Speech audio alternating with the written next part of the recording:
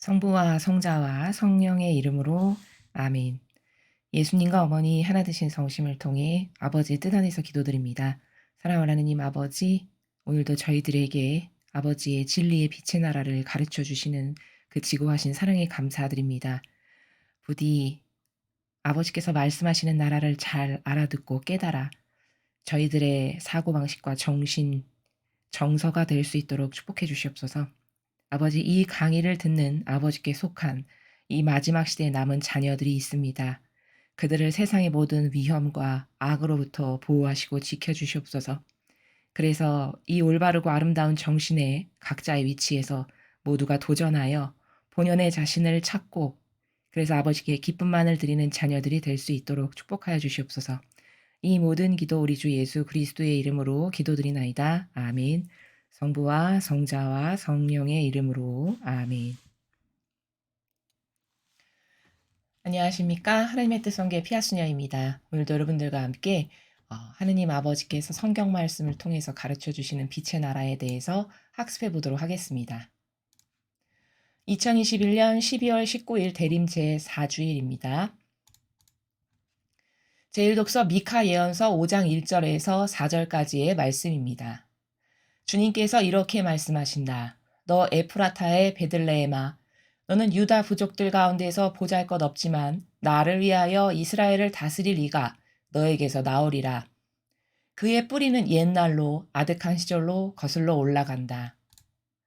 그러므로 해산하는 여인이 아이를 낳을 때까지 주님은 그들을 내버려 두리라. 그 뒤에 그의 형제들 가운데 남은 자들이 이스라엘 자손들에게 돌아오리라. 그는 주님의 능력에 힘입어 주 그의 하느님 이름의 위엄에 힘입어 목자로 나서리라.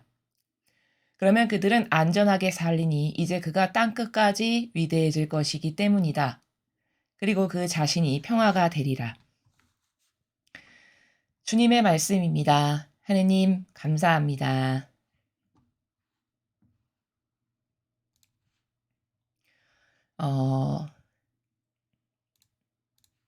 오늘 이 미카 예언서는 예수님께서 탄생하실 것에 대한 예언을 하고 있습니다. 이 미카 예언서 말고도 예수 그리스도께서 메시아로서 이 세상에 오실 것이라는 예언은 시대마다 계속 반복적으로 있어 왔습니다. 심지어 창세기 때부터 그 천지 창조를 하신 그 창세기 때부터 있어 왔었죠.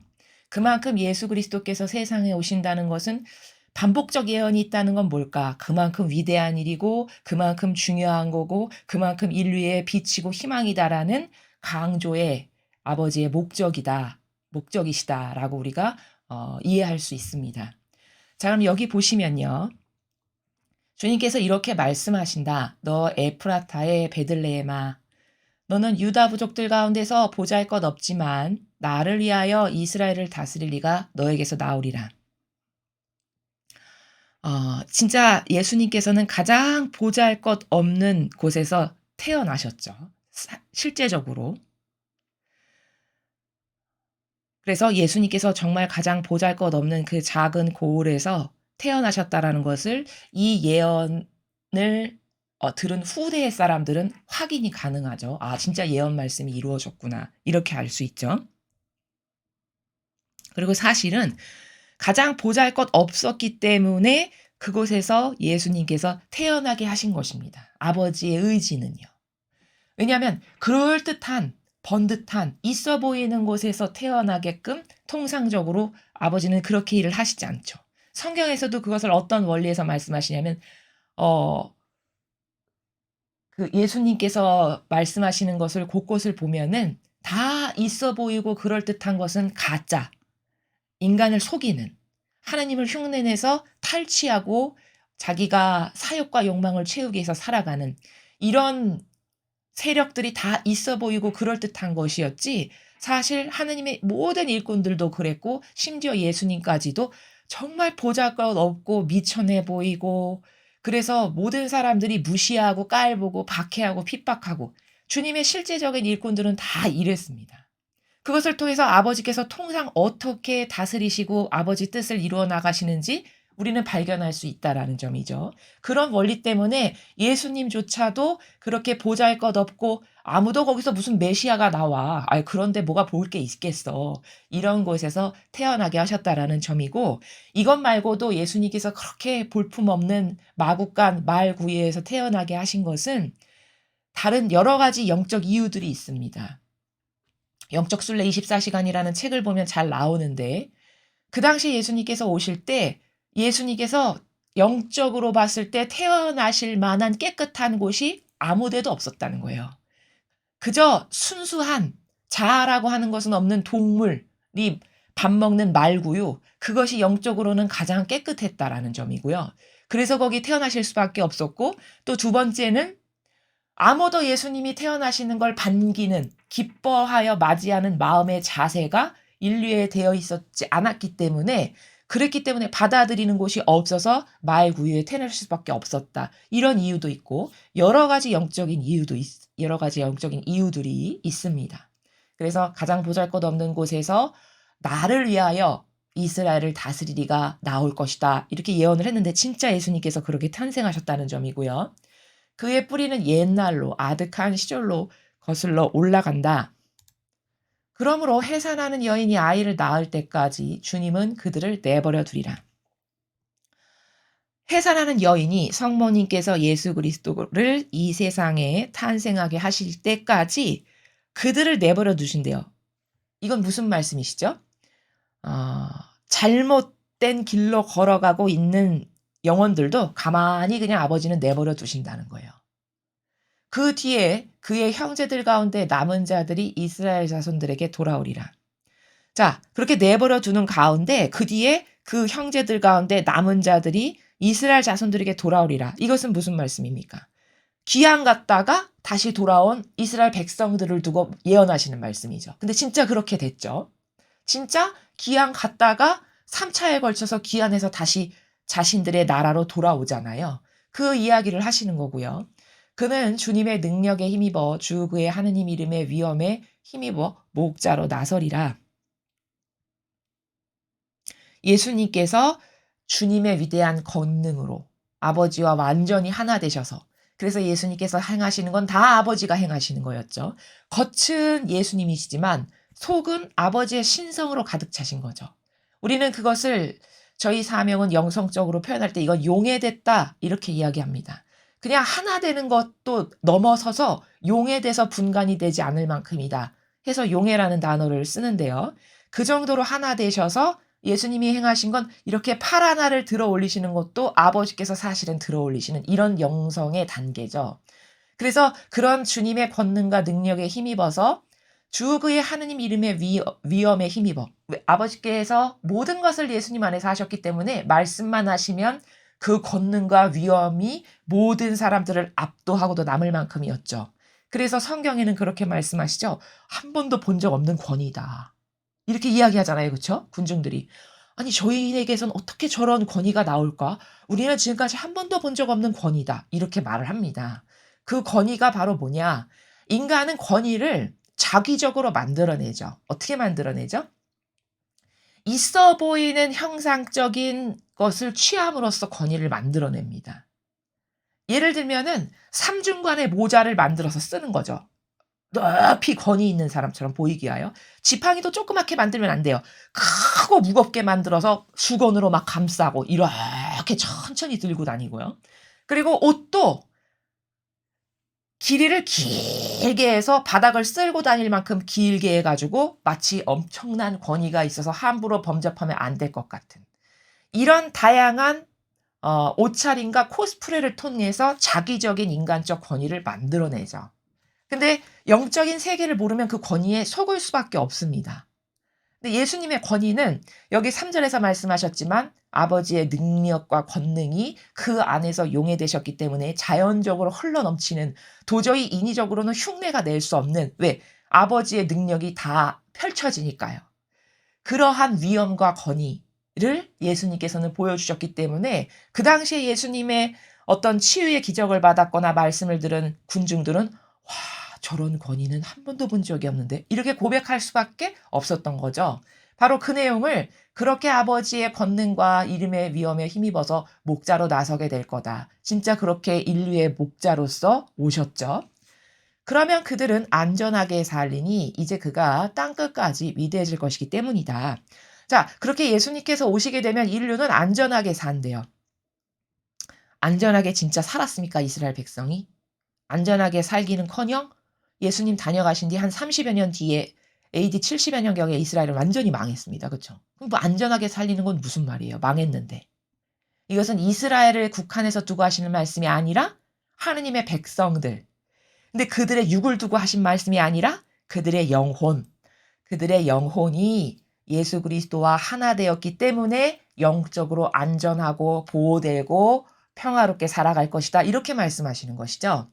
이제 그가 땅끝까지 위대해질 것이기 때문이다. 자, 땅끝까지 위대해지셨다. 이스라엘에만 오셨는데 우리나라까지 전파됐죠. 우리나라에 그렇게 많은 신자가 생겨났죠. 그럼 땅끝까지 위대해질 것이라는 게 이루어진 거죠. 그렇죠? 그 작디 작은 보잘것없는 나라에 메시아여 그리스도로 오셨지만 한 나라에 오셨지만 그게 다 전파되어 나가서 지금은 동방의 이 작디 작은 우리나라에까지 예수님을 믿는 많은 신자들이 생겼잖아요. 그러니까 땅끝까지 위대해진 것이죠. 그리고 그 자신이 평화가 되리라.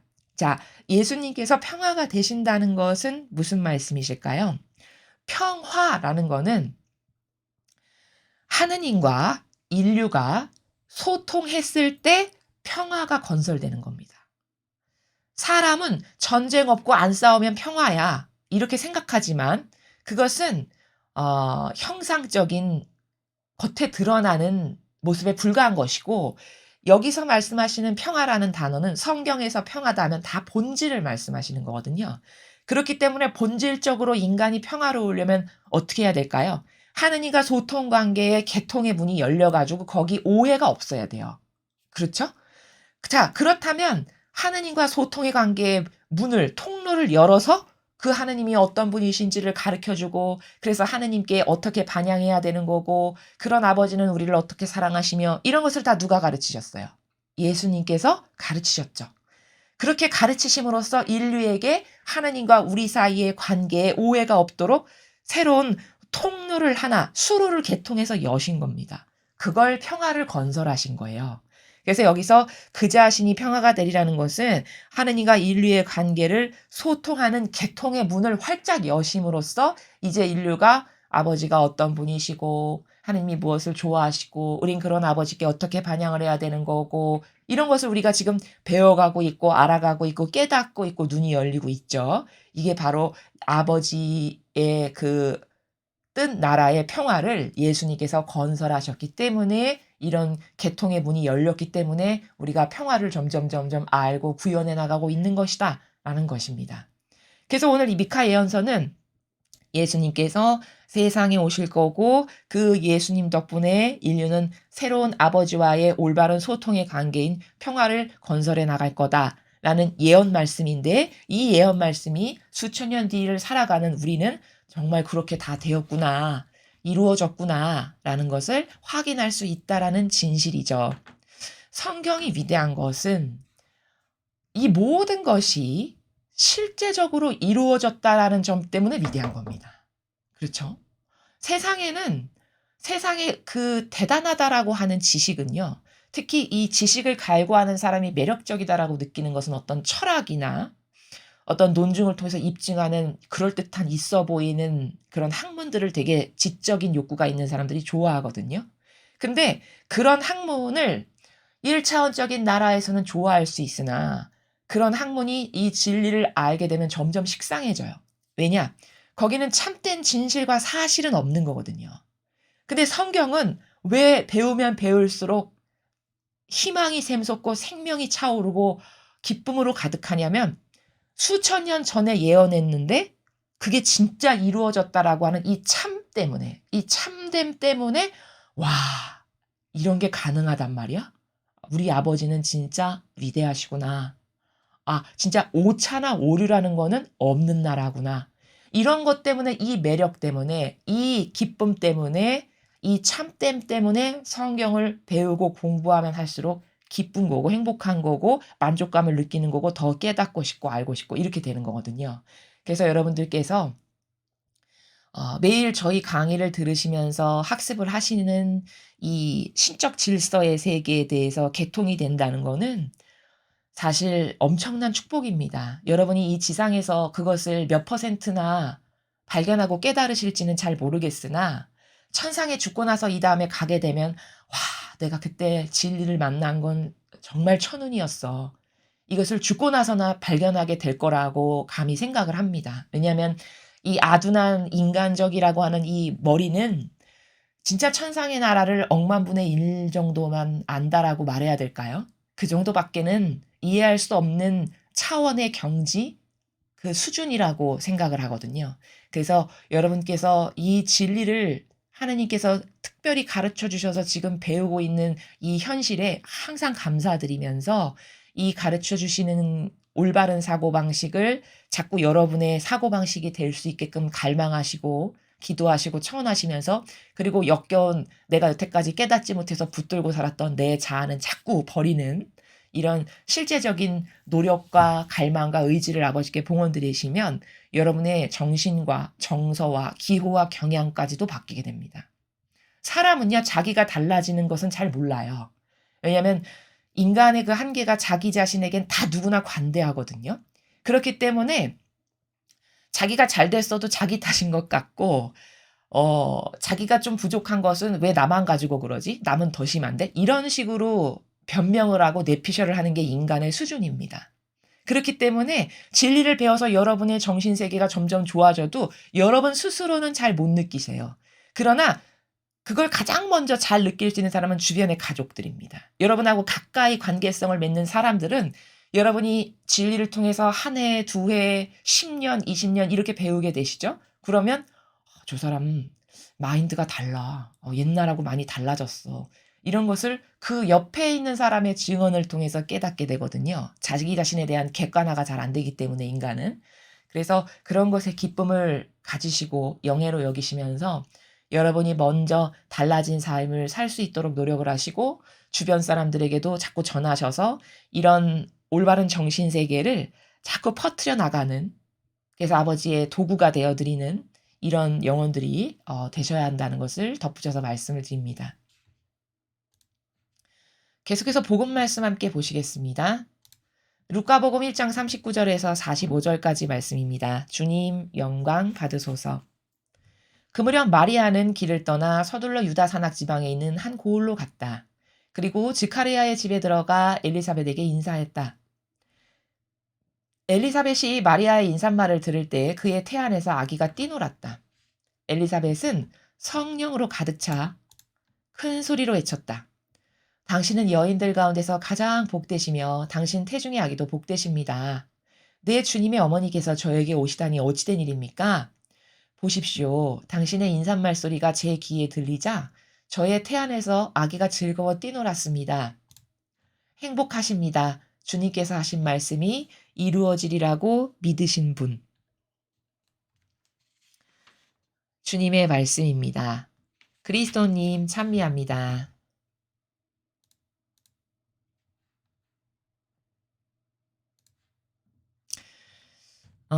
지금 이 루카복음의 내용은 이제 성모님께서 엘리사벳을 방문하시는 그리고 엘리사벳과 이제 인사를 나누시는 그 내용을 지금 여러분께서 함께 보신 거죠. 근데 여기서 하나 우리가 주목할 관점이 뭐냐면 하느님의 영이 어떻게 작용하시는가라는 거죠. 하느님의 영은 우리 안에서 어떻게 활동하시는가라는 관점입니다. 지금 성모님께서 엘리사벳을 방문하셨는데 엘리사벳이 성모님을 뵙고 하시는 말씀 그것이 다 그 인간의 차원이나 수준에서는 할 수 없는 말들이에요 사실. 여기 보면은 당신은 여인들 가운데서 가장 복되시며 당신 태중의 아기도 복되십니다. 내 주님의 어머니께서 저에게 오시다니 어찌된 일입니까? 지금 42, 43, 44, 45절 이 전체 지금 엘리사벳이 하시는 말씀을 통해서 우리가 보면은요. 지금 성모님께서 어 수태고지를 들으시고 그리고 엘리사벳을 방문하신 거잖아요. 그러면은 이때는 무슨 삐삐가 있기라나 전화가 있기라나 통신 수단이 사람이 다 인편으로 편지를 가지고 몇 날 며칠 밤을 걸어서 전달해야 되고 이런 시절이었단 말이죠. 근데 마치 다 알고 있는 사람처럼 말하죠. 엘리사벳이. 그쵸? 내 주님의 어머니께서 저에게 오시다니. 그럼 성모님이 주님의 어머니가 되신다는 거고 잉태하셨다라는 걸 알고 말하는 거거든요. 43절의 내용을 보면 행간을.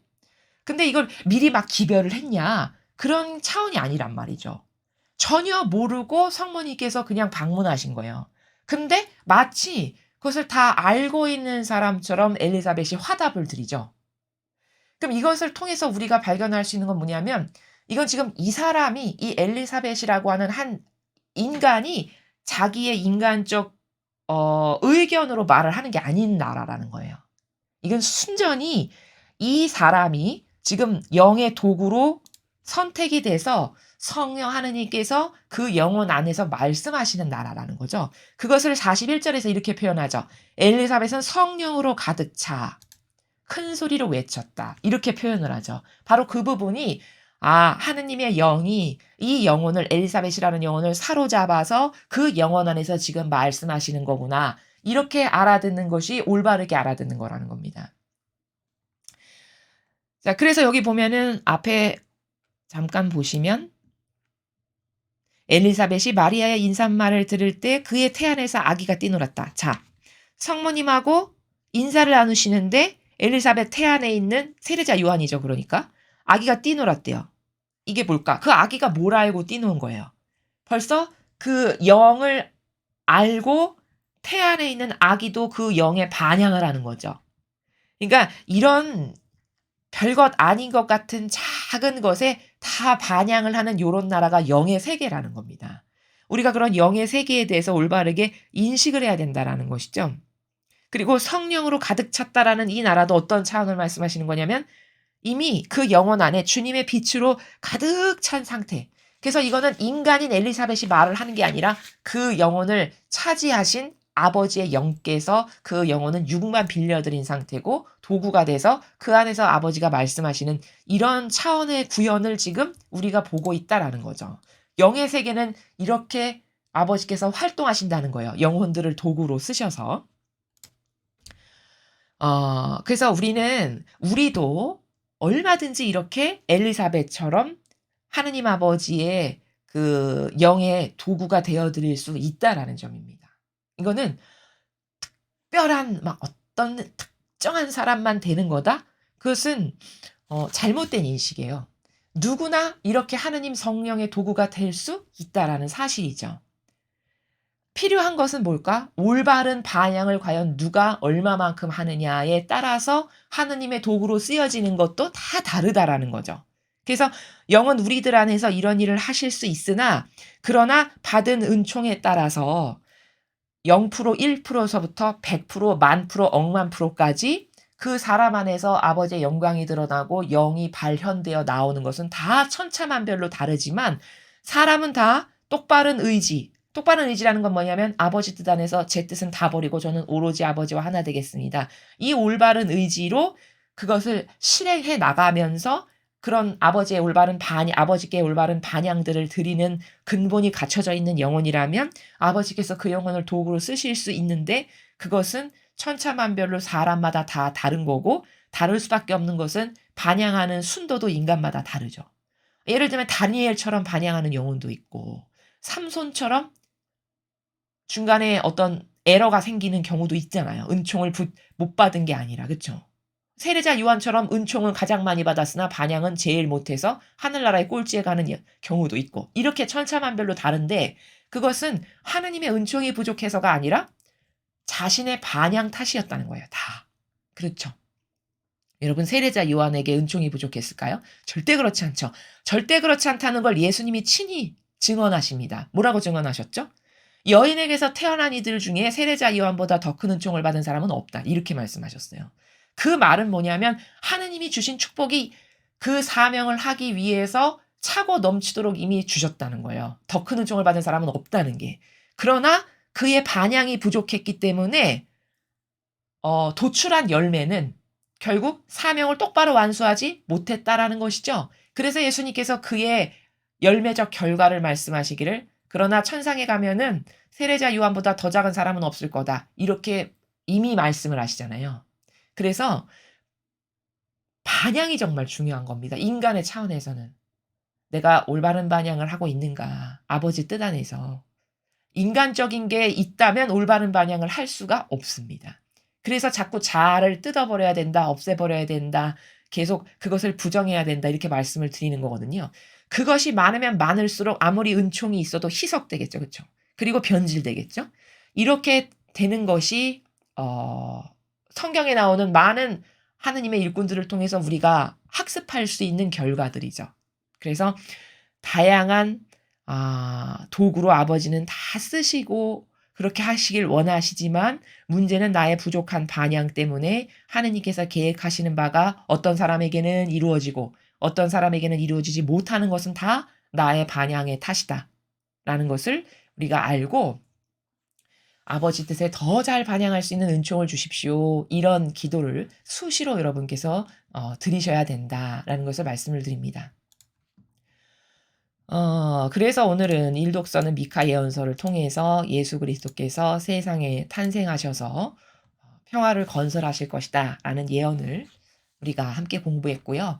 복음에서는 하느님의 영이 인간 안에서 어떻게 활동하시는가에 대해서 학습했습니다.